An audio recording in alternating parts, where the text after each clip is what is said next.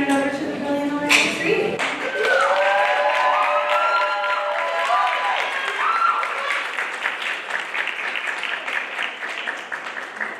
Hello everyone, thank y'all so much for showing up for me and coming to my thesis. I'm so excited to present my project with you all. As you can see, the title of my project is Education for Whom, Exploring a Decolonized Education Curriculum in Higher Education. And the inspiration and motivation behind this research was last summer I studied abroad in Cape Town, South Africa. And I just learned such a different perspective and different curriculum because my professor was so intentional about teaching a decolonized curriculum. And there were things I was learning about the United States that I was like, why do I have to come halfway across the world to learn about things that I was not taught here? So I was like, how can I implement this realistically in the US, and how can I make this something that is a standard for US educational systems? And so I merged themes that I learned in my sociology classes and also previous research I've done with Black students belonging in college. And I came up with this baby, which is a policy proposal in order to support the creation and maintenance of a decolonized curriculum.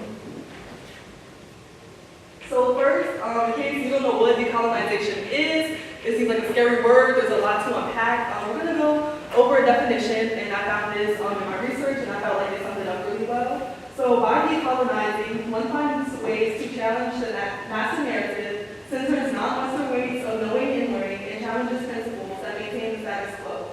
Decolonization recognizes marginalized groups as agents of their own histories and experiences. So even that definition is packed, so let's break that down. So massive narrative, what is that? So that's basically the narrative that is usually taught in history or in education from one vantage point or one perspective. And usually those perspectives are Eurocentric or Western and excludes other perspectives or experiences, especially for minority groups. It teaches basically history as this capital T truth instead of having nuanced perspectives or other experiences of other identities. So going into my literature review, I broke it up, and first I started with the history of and foundation of education. It should not be a surprise to you all that education historically has not been intended to serve minority communities, so they automatically exclude identities, cultures, and certain competencies in their institutions.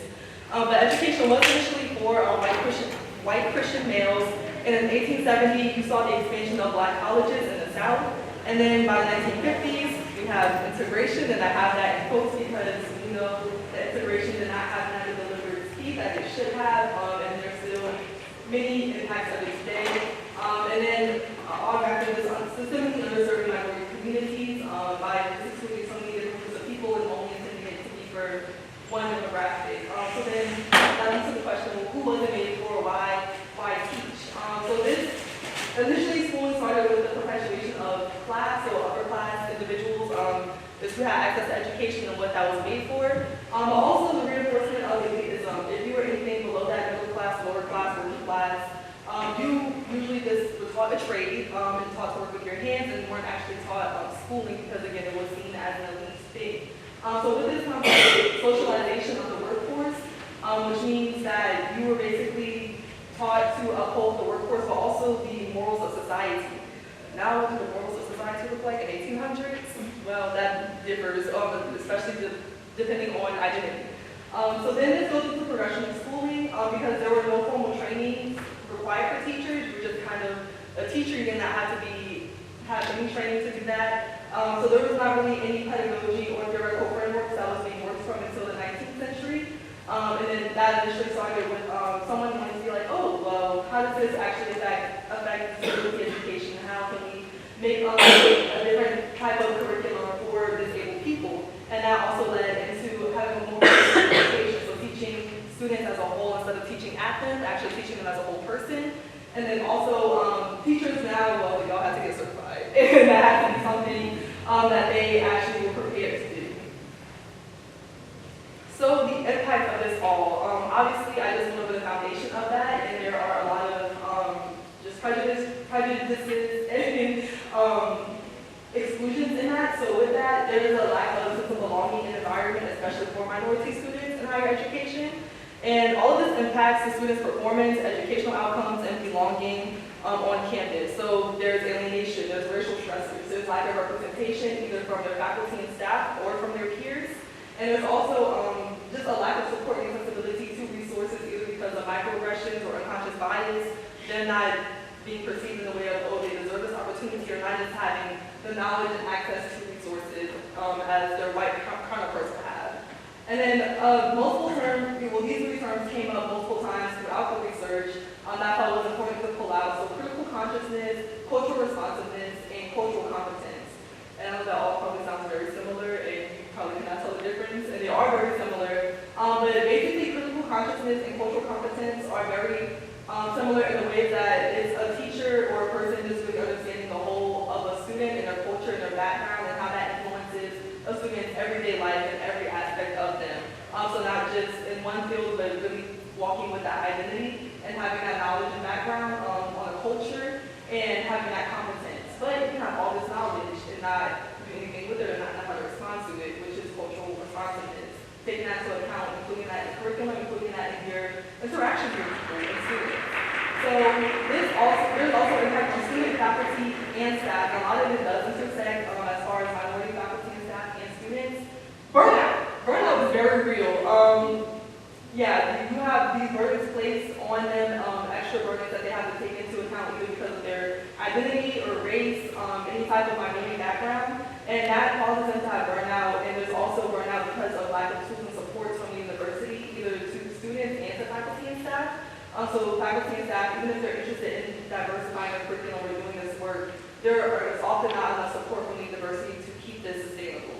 And then also barriers in training directly impact students. So teachers are not getting these tools to help students. A student goes to the professor and is like, oh, I need help with this, or I don't know how to handle this, and the professor does not know how to handle that conversation. Well, now we both stuck. And so actual barriers in training directly impact students for professors, but on the flip side of that, if they have the proper tools and resources they are being equipped, then that also helps students in a positive manner.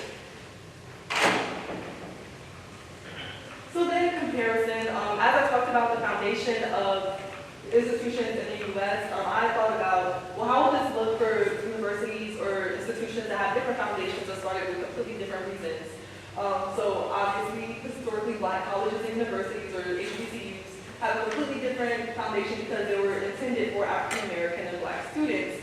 So their curriculum was just different at a time especially where they should have been excluded from education or not having even any type of equitable resources as their white schools. So then we have PWI, which is predominantly white institutions. So with this, findings saw that there was higher satisfaction among students who attended HBCUs versus PWIs, that there was also a better sense of belonging, stronger connections, and most of this is because you're seeing people who look like you, representation matters, and so you have faculty and staff who look like you, who are also able to present those perspectives naturally in their curriculum and what they're being taught. But also, you have students around you who look like you who are supporting you, so you're not dealing with as many microaggressions, you're not dealing with as many stressors as I have previously mentioned.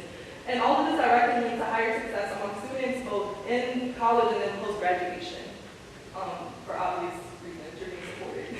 So other universities also attempted to have both decolonized curriculum, mainly in the UK, and this was a gap in research. I found that there were a lot of suggestions on what should be done, what needs to be done, implement this, but realistically implementing it was nothing. Well, not nothing, but it was very, very slim or being rolled out in very small increments, not on a larger scale. But the UK has attempted to make more culturally relevant decolonized education curriculum, mainly off of their own movements that was happening that actually did start in South Africa and Cape Town and spread throughout the Eastern Hemisphere.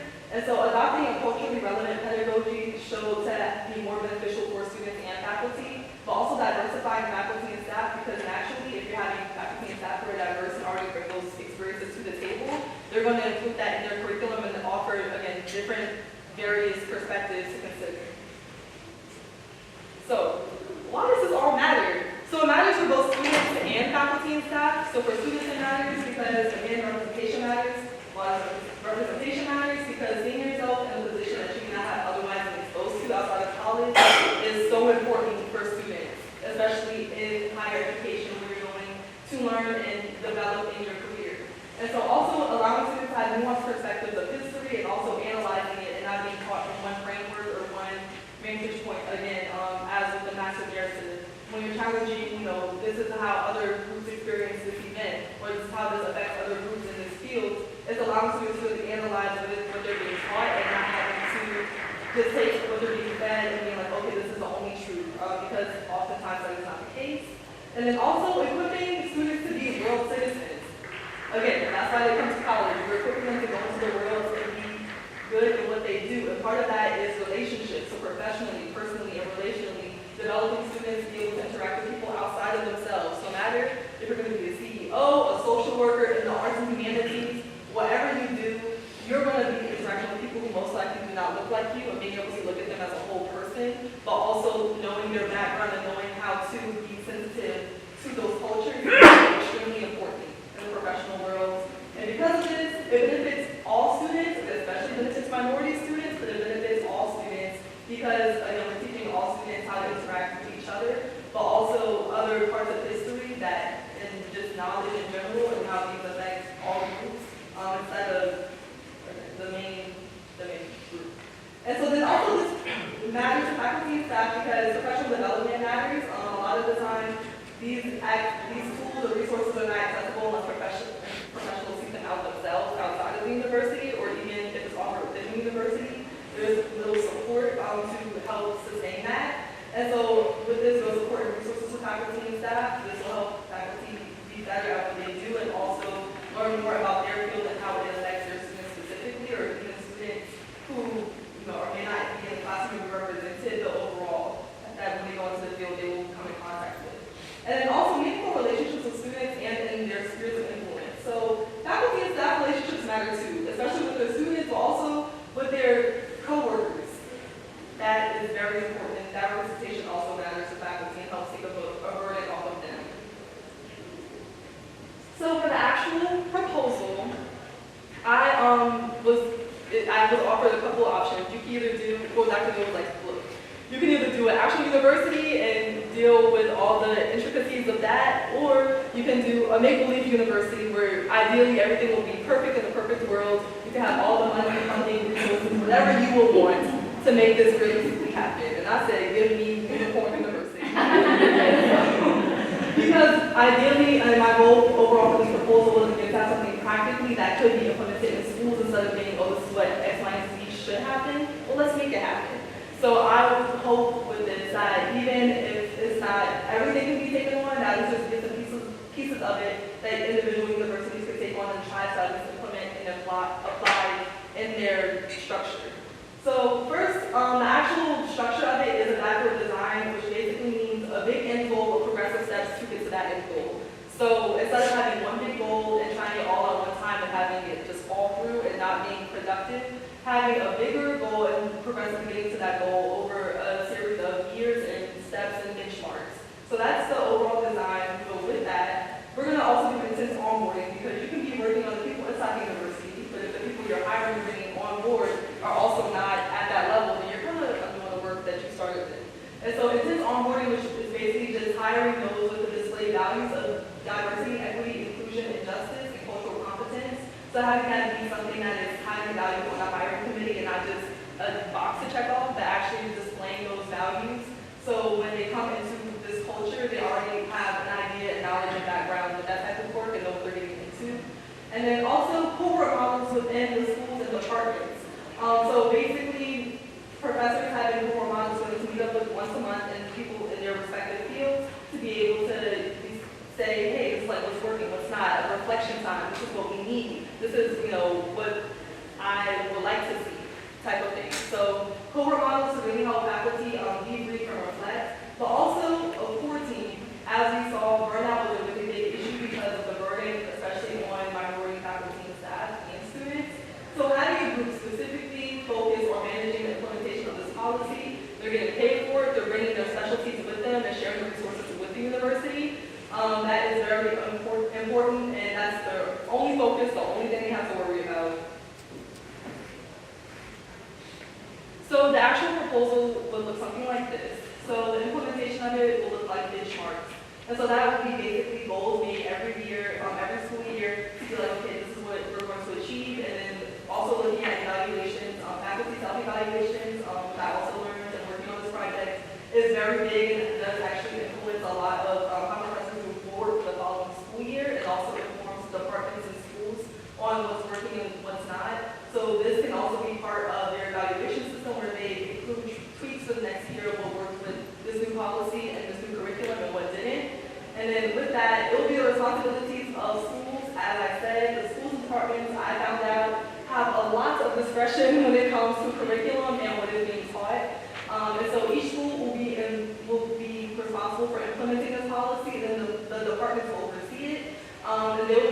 provide the core teams with resources and training. So as I said, the team will come in with their lumps of knowledge and be able to share it with the community, but also train the schools and departments to be able to know what to look for and equipping this and equipping faculty and staff and also implementing this.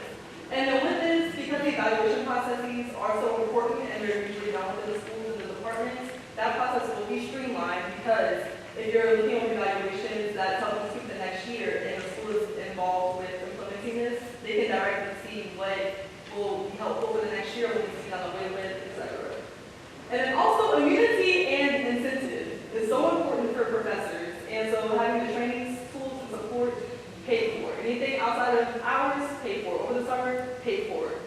So we're not again burdening them, but also compensating them for their work and their development and their curriculum.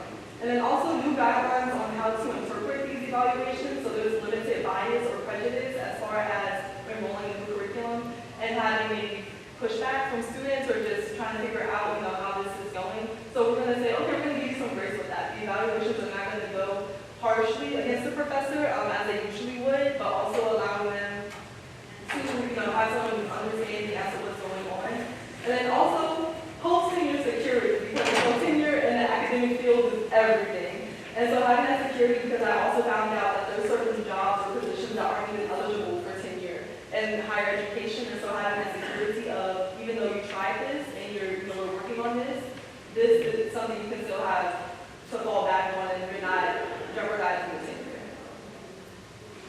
So with this, there are barriers and benefits with just trying to implement a policy like this from the research and the literature. So retention and burnout of faculty and staff, I kind of mentioned this earlier, but faculty get burnt out, and obviously if you're being burdened, why would you want to stay somewhere? And there's very high turnover rates, especially in the diversity and inclusion fields.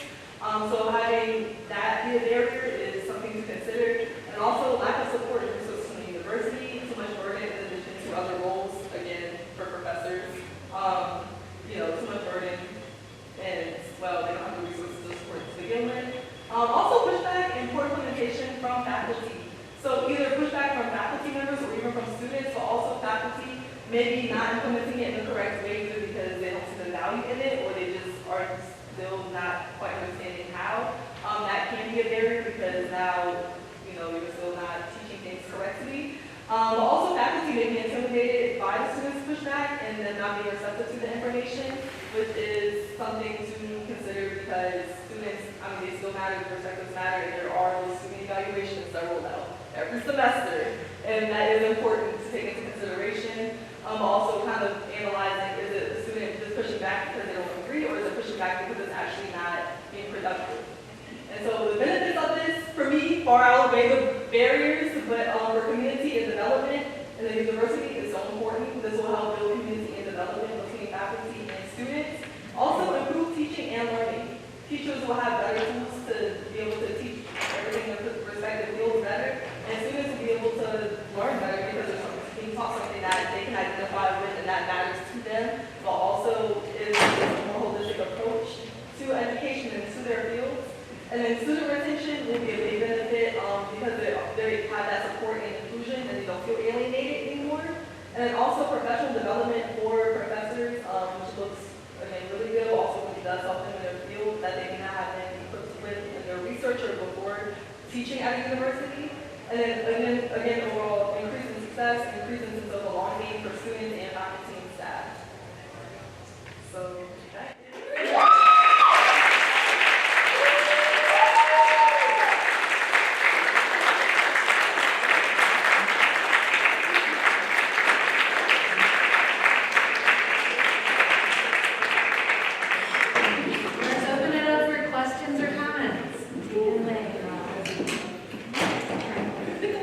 Are you planning on furthering your research so that you could implement this implementation plan to a real-life university?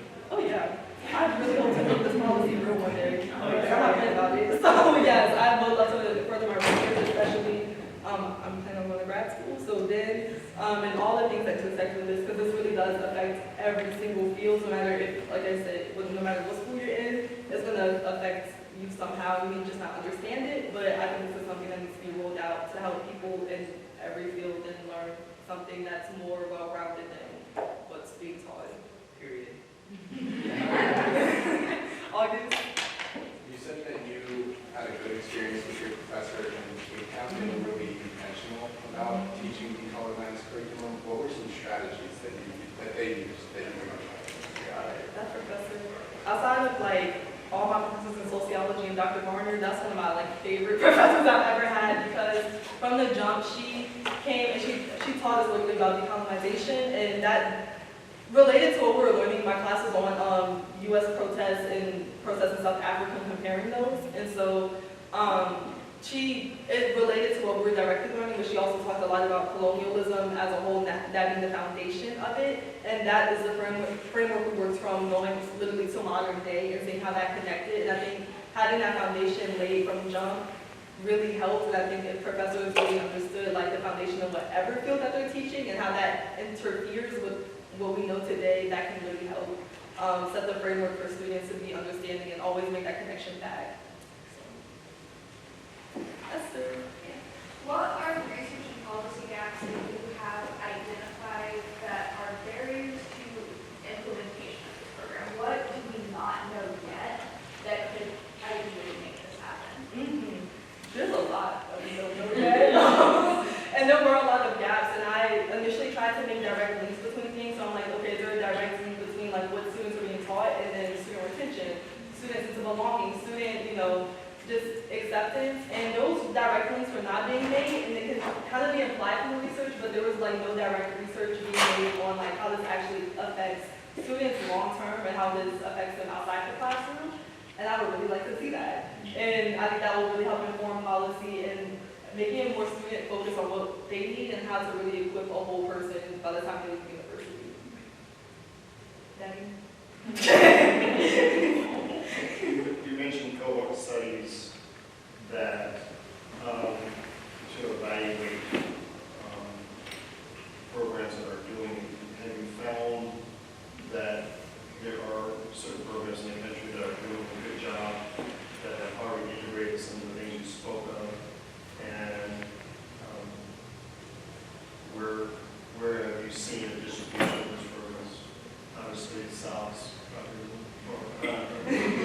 what have you seen in terms of looking at programs that you could look at and say, this is you're doing a good job, or they're far better than the other programs maybe in the country? There's not a lot of programs doing it. There's a lot of research, like people usually take us on for the research and be like, oh, like this is X, Y, and Z what needs to happen. And they form like their group, like their hypothesis group, or like their actual research group, like, oh, I got like 7 professors and however many students, and we tried this out for a school year to see like how this positively impacted it and how this still was on a larger scale. But outside of that, there's not many universities actually trying, like we mentioned the cohort model, we were mentioning, smaller groups to support it. And I think that's what I would really like to see, and that's kind of why I suggested it. Dr. Jefferson, who's here, suggested doing a cohort model in addition to everything else because it really does allow faculty to have more personal relationships and meet on a more regular basis outside of having that one training you may have in the summertime and then going on for the rest of the school year. But there's not really a lot of universities in the U.S. That's trying to actually implement this on a larger scale. And when there is research done, it's like literally for research, like it's not something to be done long term. Seems like we've been talking about this in kind of old now for quite a while. When I was in college, we had some of the same discussions. How to be more inclusive, how to recruit better, and be more representative on campuses.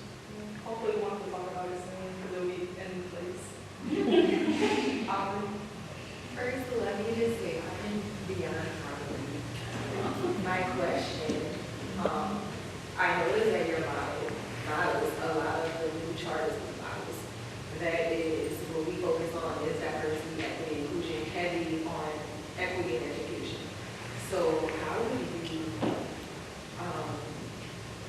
we propose improving that matriculation gap? Because a lot of them do have to focus on going to college.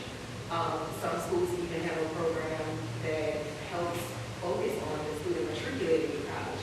But how at the university level do you implement that, helping that matriculation, especially in underserved communities? That's a really, really good question. And it all intersects because when I say minority communities, that includes first-gen students. And I technical students who are trying to matriculate through college, I mean, I have that support for various reasons. And so I think university, that's why it's also important, because what if a student has that help throughout, like a charter school throughout, you know, their high school experience, and they go to college and they do not know where to start, or they do not have that support. I think having these models in place helps students know where to go, or if they don't know where to go, they go to a professor, the professor can help equip them and help them through that, and also having it in every curriculum and not just like the social sciences or just in one specific department helps students be seen in everything that they study, and also knowing that, oh, like this is a safe space where I can go and seek out help to matriculate through college, and again, retention because they're feeling included, retention because they're not alienated and they have that community around them. All right, so that's the question. Really? How would you reach this to a larger university? Ooh, yeah.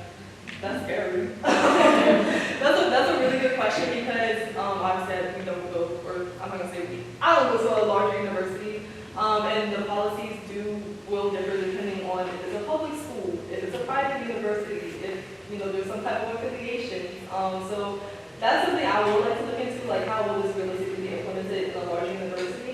Something I did consider, and I did kind of run it by Dr. Neal a couple times, but I was like, what if there is incentive on the federal level from the government to be like, if y'all implement this, you will actually have money and funding for it, so there is incentive for larger schools to do it, because if we're waiting on the will of the school, maybe that might not happen for a long time, and that hasn't happened. So actually implementing something from the federal government and being like, oh, this is incentive for y'all to get on board, may be better. Now I'd like to invite Dr. Neal up.